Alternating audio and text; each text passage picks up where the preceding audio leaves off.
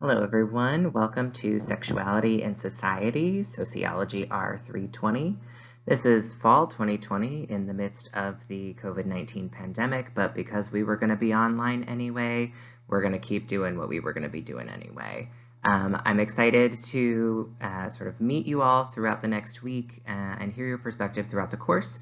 This first video is really just to give you a chance to get to know me a little bit and give you an introduction to the syllabus and what we're going to be doing over the next 13 weeks. To start with, wanted to give you a little bit of a sense of who I am. That's me on the right side of the photo with the blue arrow pointing at my head, as you probably figured out, along with my husband and our 2 dogs, although unfortunately recently we're down to just 1 dog. Please do call me AJ. I'm relatively informal, as you will see throughout the course. You're welcome to call me professor or doctor, but you can also just refer to me as AJ. That's totally fine. I use he, him, his pronouns. We'll talk a little bit more about pronouns in the next slide and why they're important, but wanted to let you know what mine are. I currently work at the Institute for Study Abroad full-time. I'm an adjunct professor for the Sociology Department at IUPUI. And I'm originally from outside Chicago, so I'm a Midwesterner, but I lived for about 15 years in Washington, D.C. and Philadelphia, and then moved back to Indy, to the Midwest, and then moved to Indy in 2018, so I've been in Indiana for a couple of years now. When I first moved back, it was to take a position as the director of the LGBTQ+ Center at IUPUI, so some of you might know me from that role, though I am not in that position anymore. I generally, in my personal life, I'm a huge book nerd. I do a lot of fiber crafting, so knitting, sewing, things like that. I love sports, Chicago and Philly teams mostly. So, you know, no Pacers, no Colts particularly.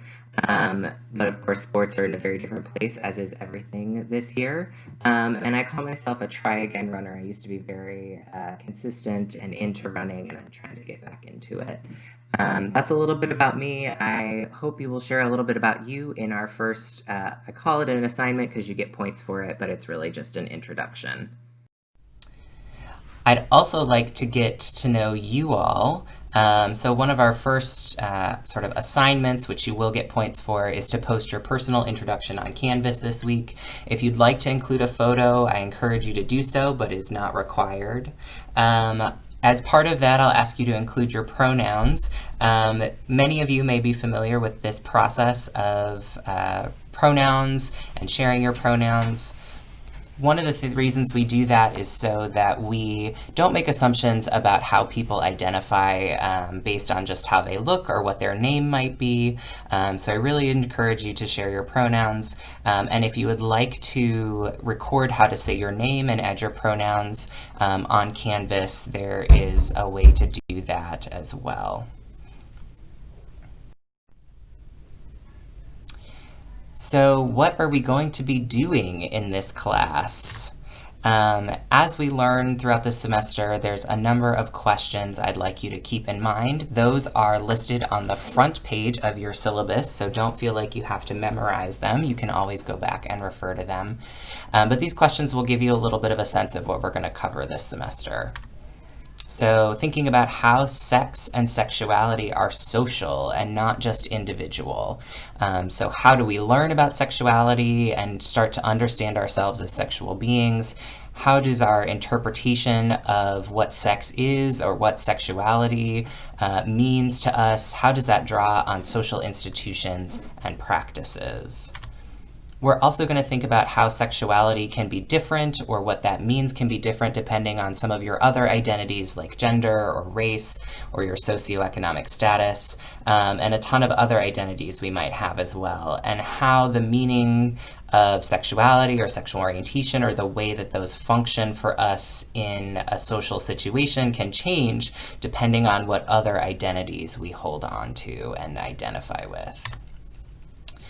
And finally, we're going to think a little bit about how sexual practices get understood as normal or natural or perhaps deviant or unnatural, which is not to say that any sexual practice is inherently normal or natural or unnatural, but how do we understand these and how do these things get categorized in society as good or bad or normal or abnormal? And what are the effects of labeling these practices or perhaps even people as normal or normal or abnormal, excuse me, and how do these labels interact or correlate with other identities such as race, class, gender, or nationality? Now you may be asking yourself, no, really, AJ, what are we going to do here? Like, what do I need to do? Well, hopefully by the end of this course, you will be able to do a number of things that are listed on the slide here, including really discussing sexuality as a set of social practices, thinking about the way in which sex is socially constructed. I want you to be able to understand sexual behavior, identity, and desire as distinct but interrelated in terms of an overall understanding of human sexuality, and also identify mechanisms for social control of sexuality and sexual identities. To be able to describe how intersecting identifications like race and class or age and ability influence the social control of sexuality, and also discuss the issues of sexuality in a sex-positive framework and understand the differences between sex-positive and sex-negative. And we'll talk more about all of those in the coming week. All right, here's the stuff you actually wanted to know about. How do you get an A in this class? I really hope you all will get A's in this class. I have a very simple teaching philosophy. It is essentially that you should show up, of course, metaphorically here, it's an online class. Show up meaning participate and take things seriously, try hard. So show up, try hard, get points. And that's really what you need to do to be successful in this class. I want you to be engaged with the material. I want you to be participating in the assignments and the discussions for the course, doing your best. I'm more concerned with you trying and grappling and engaging with the material than I am with you getting it right, per se. First of all, sociology is a discipline where there are a lot of right answers. There's a couple of wrong answers, but there are so many right answers, there's not just one. So I really am looking for your engagement with the material in terms of my basis for awarding points. I want to give you points. I love when people succeed. I want you to all succeed. And really the crux of that is how much effort are you going to put into actually doing the assignments and trying to do them well. And I hope you will also focus a little less on getting it right and a little bit more on engaging with the work, because that's how you're going to get the points for this course. The textbook is something that you will definitely need to be successful in this class. The cover of the 4th edition of the Sex Matters textbook is in that slightly blurry photo on the right, or on the left of this slide. Please do get the 4th edition. That's very important. There is a 5th edition that came out recently, but that is not the one we're using. We're using the 4th edition, partially because it's the one I like using, and partially because it is significantly cheaper than the 5th edition. So on Amazon, you can usually find used copies for about $15, $20, and you can also buy new copies. There's lots of opportunities to rent both new and used copies, so hopefully it should be relatively accessible to everyone. If you're struggling or having trouble finding a copy of the textbook, please reach out to me via Canvas, and I can help facilitate that process as much as possible. The major assignments for this course are listed on this slide. There will be a series of what I call reflect, connect, and reply posts. These are essentially discussion posts. Most Wednesdays you will have a reflect and connect post due, so one post in which you both reflect on the questions that are posted for the week, and then also pull a link, an article, a YouTube video, something that connects in some way to the course material that we're covering for that week. So that is one discussion post that you will post by midnight on Wednesdays most weeks, and then by Friday of that week you'll need to reply to one of your classmates' posts for the week. And you're more than welcome to reply to more than one person, but you need to reply to at least one person each week that we have reflect, connect, and reply posts. There are 10 of those scheduled throughout the semester. I will count 9 of those, so if you miss one, don't worry about it. If you don't do as well on one or you miss a reply, don't worry, because there's 10 in the schedule. There's also 2 bonus reflect opportunities, so there's, again, plenty of opportunities to get points. And this is really your consistent participation, so I can see that every week you're engaging with the material. We also have 2 short papers of about 3 to 4 pages. One is a media analysis paper. The other one is a bodywork analysis paper. There's a lot more information on both of those in the syllabus. And you're also welcome to ask questions, and I'll probably provide some more framing information about those as we get closer. You'll also have a final paper in this course for which you will also need to write a topic proposal about midway through the course.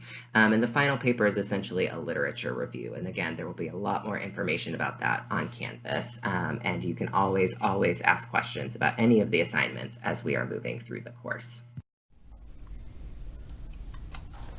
Finally, I want to just say a couple things about how I hope we will treat each other in this course. Of course, online learning, for those of you who have done online learning, know that it can be a little weird sometimes because a lot of what you're doing is writing to communicate as opposed to speaking to communicate, and so it's harder to get some of those nonverbal signals that we often rely on in our face-to-face communication.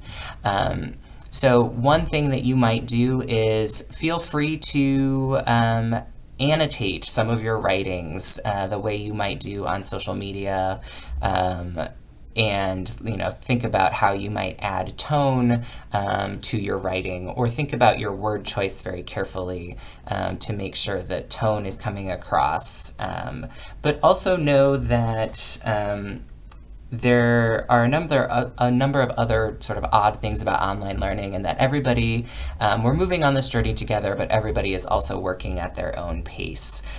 So just trying to make sure that we're holding each other kindly, but also holding each other accountable to the work that we're doing, and that we're treating each other with respect. Another added piece to this is that difficult conversations are, well, they're actually difficult. That's why they're called difficult conversations. And especially in an online space, it can be harder to have those conversations, especially when we're talking about sex and sexuality. Some of us, like myself, have literally more than a decade of experience talking about sex and sexuality with sometimes totally random strangers, or people who are not yet familiar with me on the first day of class, and we'll get to know each other throughout the semester. But some of us are not very comfortable talking about sex and sexuality because we haven't had a lot of practice, or we've been told that it's not appropriate to talk about sex and sexuality. And so we're going to be coming to this conversation with different levels of comfort and experience in talking about these topics. And that can add a layer of difficulty to the work that we're doing. Despite all that, we're all here to learn. That's why you're in college, and why you're taking this course, presumably, is to learn. And so I hope we'll assume that everybody is here with the best of intentions, that we're not trying to be offensive or hurt each other's feelings, but know that at some point we may do that. Even if that is not our intention, the impact may be to do so.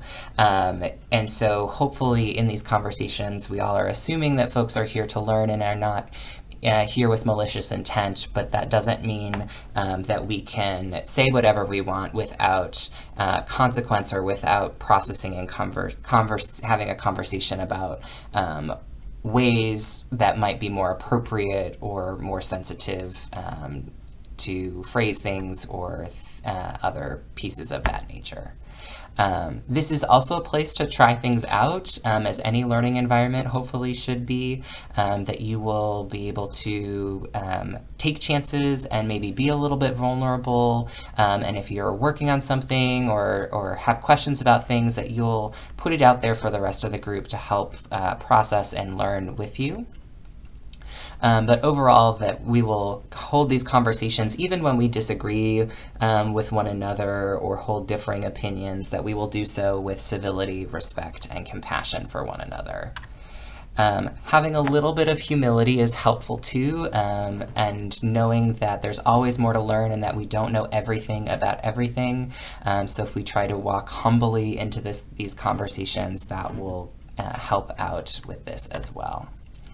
And of course, at any time, if you have questions or concerns or just want to check in either about the course or something that's happened in the course, please reach out to me either via Canvas or via email. My information is on the syllabus and is on Canvas as well. That's about it for... Now that you've heard a little bit about the course, I encourage you to take a look and really read through the syllabus on Canvas. But I'm excited to get started and learn with you and from you this semester. And I do want to remind you that this is not the only video for you to watch this week. We do have some content, introductory concepts this first week, and there are a couple of assignments due, including the first Reflect, Connect, Reply posts. More about those on Canvas and in the syllabus. I know, bummer to have to do things the first week of class, but because we are on the 13-week format as opposed to the 16-week format, we do need to get started right away. You will thank me, I'm sure, as we get close to Thanksgiving and we're done with this class instead of dragging on for 3 more weeks. So looking forward to learning with you again and excited to meet you all on Canvas and throughout the semester.